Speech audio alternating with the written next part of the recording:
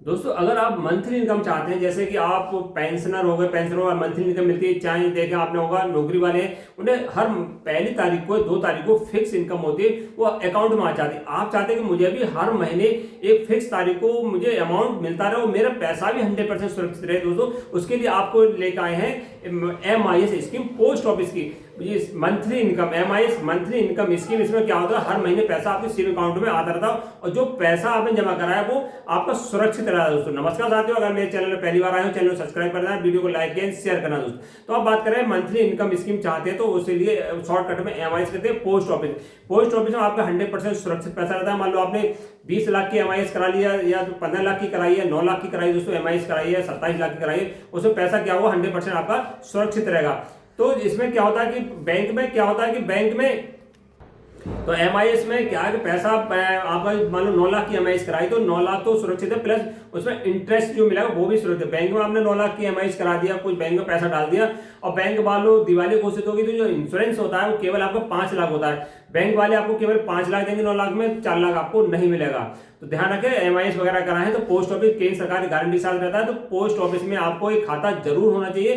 तो अगर MIS FD कराना है, कुछ भी आप स्कीम में आपका लाभ लेना चाह रहे हैं तो पोस्ट ऑफिस, दोस्तों पोस्ट ऑफिस आपके बेस्ट विकल्प रहता है। पोस्ट ऑफिस को लोग बहुत हल्के में लेते हैं, इतनी स्कीम आती है सरकारी। दोस्तों सबसे पहले पोस्ट ऑफिस आती है, उसके बाद बैंक या कहीं अदर उसमें जाती है। दोस्तों तो आप बात करते हैं MIS मंथली इनकम स्कीम, इसमें कौन खुलवा सकता है, भारत का कोई भी नागरिक जिसकी आयु 18+ हो वो खुलवा सकता है। डॉक्यूमेंट क्या चाहिए, डॉक्यूमेंट के नाम पे इसमें आधार कार्ड, पैन कार्ड मिलता है और 2 फोटो जाने हैं। डायरेक्ट खुलवा सकते हैं बिना एजेंट के साथ।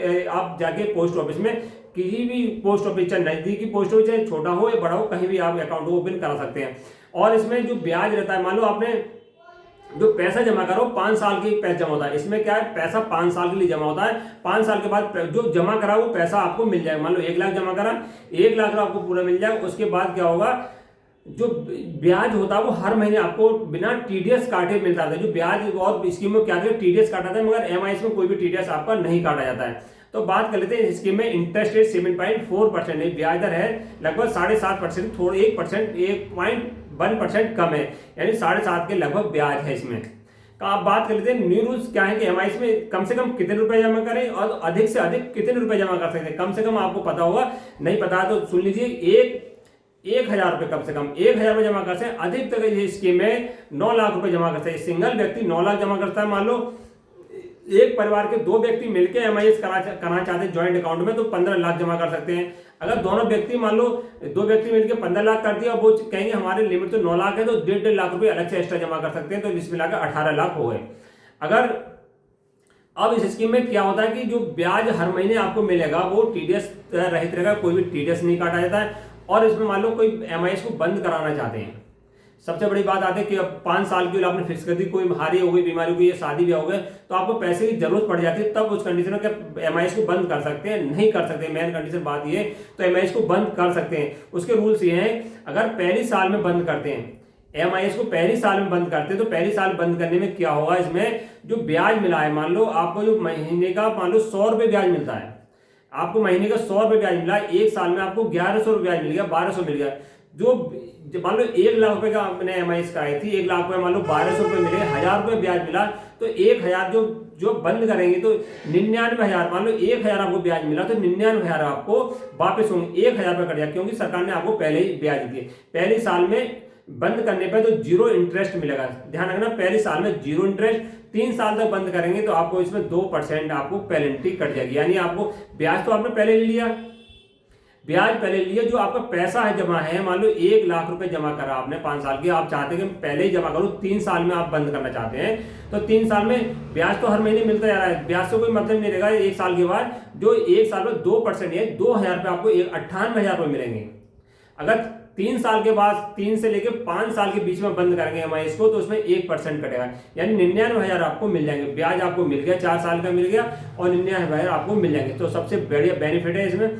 और पैसा भी सुरक्षित रहता है। तो हम बात कर रहे हैं कि MIS में हम कम से कम 1,000 स्टार्ट करी थे, हम बात कर लेते हैं अधिक 9 लाख में हम जमा कर लेते हैं। एक व्यक्ति की लिमिट 9 लाख है, तो हम 9 लाख ही जमा करते हैं, तो हमें कितने रुपए हर महीने मिलते रहेंगे। मान लो 9 लाख है आपके पास, तो कितने रुपए मिलेंगे, और 15 लाख के 2 ज्वाइंट अकाउंट ओपन करा तब कितने मिलेंगे दोस्तों। 9 लाख से आपको होते हैं यानी 5,500 रुपये प्रति महीने आपको मिलते रहेंगे दोस्तों। 5,500 प्रति महीने मिल देंगे। जो टोटल रकम मिलेगी 9 लाख की 12,33,000 आपको मिलेगी। अगर ज्वाइंट अकाउंट में आप 15 लाख जमा करते हैं, अगर ज्वाइंट अकाउंट में 15 लाख जमा करते हैं, 9,250 रुपये फिक्स तारीख को फिक्स अमाउंट आपको 5 साल तक मिलता रहेगा। और रकम होगी 15 लाख की 20,55,000 होगी दोस्तों, यानी लगभग 5 लाख रुपए आपको 15 लाख का दोस्तों इंटरेस्ट मिलने वाला है। और पैसा भी सुरक्षित रहेगा। ये जो 5 लाख आपको इंटरेस्ट मिलेगा, तो आप चाहते हैं कि इसमें ज्यादा मुझे और बेनिफिट मिल जाए, उसके लिए आरडी करा सकते हैं। जो आपको रकम मिल रही है 9,250 रुपये मिल रही है दोस्तों, अगर आप 7.4% मिल रही है, 7.4 मिल रही है, और इसमें 6.7% और जोड़ लेंगे, 14.2% लगा होगा, 14% मान लो, तो आपको इतना 14% आपको ब्याज दर कोई और किसी स्कीम में नहीं मिलेगा। अगर इसमें चाहते हैं तो MIS प्लस आरडी कर सकते हैं, इसमें बहुत ज्यादा इंटरेस्ट रहने वाला दोस्तों। तो ये बात कर रहे थे 1 अप्रैल 2025 से नियम जो नए रूल्स हैं दोस्तों, यानी ब्याज दर रहेगी 1 अप्रैल 2025 के बाद। नमस्कार साथियों।